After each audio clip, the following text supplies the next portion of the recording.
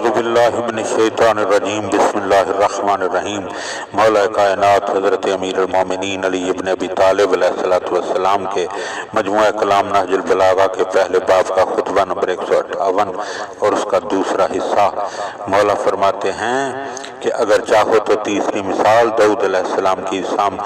سامنے رکھ لو، جو صاحب زبور اور اہل جنت کے قاری ہیں۔ وہ اپنے ہاتھ سے کھجور کی پتیوں کی ٹوکریاں بنا کرتے تھے اور اپنے ساتھیوں سے فرماتے تھے، تم میں سے کون ہے جو انہیں بیچ کر میری دستگیری کرے؟ پھر جو اس کی قیمت ملتی اس سے جو کی روٹی کھا لیتے تھے۔ اگر چاہو تو عیسیٰ ابن مریم کا حال کہوں کہ جو سر کے نیچے پتھر کا تکیہ رکھتے تھے، سخت اور کھردرا لباس پہنتے تھے اور کھانے میں سالن کی بجائے بھوک، اور رات کے چراغ کی جگہ چاند، اور سردیوں میں سایہ کے بجائے ان کے سر پر زمین کے مشرق و مغرب کا سائبان ہوتا تھا، اور زمین جو گھاس پھوس چوپاؤں کے لیے اگاتی تھی وہ ان کے لیے پھل پھول کی جگہ تھی۔ نہ ان کی بیوی تھی جو انہیں دنیا کے جھنجھٹوں میں مبتلا کرتی، اور نہ بال بچے تھے کہ ان کے لیے فکر و اندوہ کا سبب بنتے، نہ مال و متاع تھا کہ ان کی توجہ کو موڑتا، اور نہ کوئی طمع تھی کہ انہیں رسوا کرتی۔ ان کی سواری ان کے دونوں پاؤں اور خادم ان کے دونوں ہاتھ تھے۔ تم اپنے پاک و پاکیزہ نبی کی پیروی کرو، کیونکہ ان کی ذات اتباع کرنے والے کے لیے نمونہ اور صبر کرنے والے کے لیے ڈھارس ہے۔ ان کی پیروی کرنے والا اور ان کے نقش قدم پر چلنے والا ہی اللہ کو سب سے زیادہ محبوب ہے۔ جنہوں نے دنیا کو صرف ضرورت بھر چکھا اور اسے نظر بھر کر نہیں دیکھا، وہ دنیا میں سب سے زیادہ شکم تہی میں بسر کرنے والے اور خالی پیٹ رہنے والے تھے۔ ان کے سامنے دنیا کی پیشکش کی گئی تو انہوں نے اسے قبول کرنے سے انکار کر دیا، اور جب جان لیا کہ اللہ نے ایک چیز کو برا جانا ہے تو آپ نے بھی اسے برا ہی جانا، اور اللہ نے ایک چیز کو حقیر سمجھا تو آپ نے بھی اسے حقیر ہی سمجھا، اور اللہ نے ایک چیز کو پست قرار دیا تو آپ نے بھی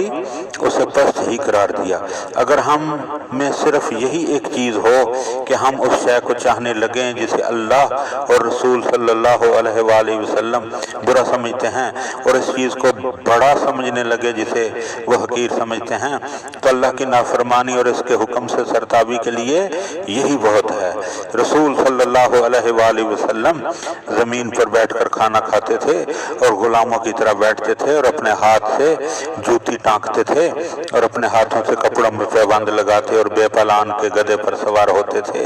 اور اپنے پیچھے کسی کو بٹھا بھی لیتے تھے۔ گھر کے دروازے پر ایک دفعہ ایسا پردہ پڑا تھا جس میں تصویریں تھیں، تو آپ نے اپنے ازواج میں سے ایک کو مخاطب کر کے فرمایا، اسے میری نظروں سے دور ہٹا دو۔ جب میری نظریں اس پر پڑتی ہیں تو مجھے دنیا اور اس کی آرائشیں یاد آ جاتی ہیں۔ آپ نے دنیا سے دل ہٹا لیا تھا اور اس کی یاد تک اپنے نفس سے مٹا ڈالی تھی، اور یہ چاہتے تھے کہ اس کی سج دج نگاہوں سے پوشیدہ رہے، تاکہ نہ اس سے عمدہ لباس حاصل کریں اور نہ اسے اپنی منزل خیال کریں، اور نہ اس میں زیادہ قیام کی آس لگائیں۔ انہوں نے اس کا خیال نفس سے نکال دیا تھا اور دل سے اسے ہٹا دیا تھا، اور نگاہوں سے اسے اوجھل رکھا تھا۔ یوں ہی جو شخص کسی شے کو برا سمجھتا ہے تو نہ اسے دیکھنا چاہتا ہے اور نہ اس کا ذکر سننا گوارا کرتا ہے۔ رسول صلی اللہ علیہ وآلہ وسلم کے عادات و خصائل میں ایسی چیزیں ہیں کہ جو تمہیں دنیا کے عیوب و قبائح کا پتہ دیتی ہیں، جبکہ آپ اس دنیا میں اپنے خاص افراد سمیت بھوکے رہا کرتے تھے، اور باوجود انتہائی قرب منزلت کے اس کی آرائشیں ان سے دور رکھی گئیں۔ چاہیے کہ دیکھنے والا عقل کی روشنی میں دیکھے کہ اللہ نے انہیں دنیا نہ دے کر ان کی عزت بڑھائی ہے یا اہانت کی ہے۔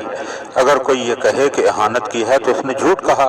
اور بہت بڑا بہتان باندھا، اور اگر یہ کہے کہ عزت بڑھائی ہے تو اسے یہ جان لینا چاہیے کہ اللہ نے دوسروں کی بے عزتی ظاہر کی کہ جب کہ انہیں دنیا کی زیادہ سے زیادہ وسعت دے دی، اور اس کا رخ اپنے مقرب ترین بندے سے موڑ رکھا۔ پیروی کرنے والے کو چاہیے کہ ان کی پیروی کرے اور ان کے نشان قدم پر چلے اور انہی کی منزل میں آئے، ورنہ ہلاکت سے محفوظ نہیں رہ سکتا، کیونکہ اللہ نے ان کو قرب قیامت کی نشانی اور جنت کی خوشخبری سنانے والا اور عذاب سے ڈرانے والا قرار دیا ہے۔ دنیا سے آپ بھوکے نکل کھڑے ہوئے اور آخرت میں سلامتیوں کے ساتھ پہنچ گئے۔ آپ نے تعمیر کے لیے کبھی پتھر پر پتھر کر نہیں رکھا یہاں تک کہ آخرت کی راہ پر چل دیے اور اللہ کی طرف بلاوا دینے والے کی آواز پر لبیک کہی۔ یہ اللہ کا ہم پر کتنا بڑا احسان ہے کہ اس نے ہمیں ایک پیشرو پیشوا جیسی نعمت عظما بخشی کہ جن کی پیروی ہم کرتے ہیں اور قدم بقدم چلتے ہیں انہی کی پیروی میں۔ خدا کی قسم میں نے اپنی اس قمیص میں اتنے پیوند لگائے ہیں کہ مجھے پیوند لگانے والے سے شرم آنے لگی ہے۔ مجھ سے ایک کہنے والے نے کہا کیا آپ اسے اتاریں گے نہیں؟ تو میں نے اسے کہا کہ میری نظروں سے دور ہو کہ صبح کے وقت ہی لوگوں کو رات کے چلنے کی قدر ہوتی ہے اور وہ اس کی مدح کرتے ہیں۔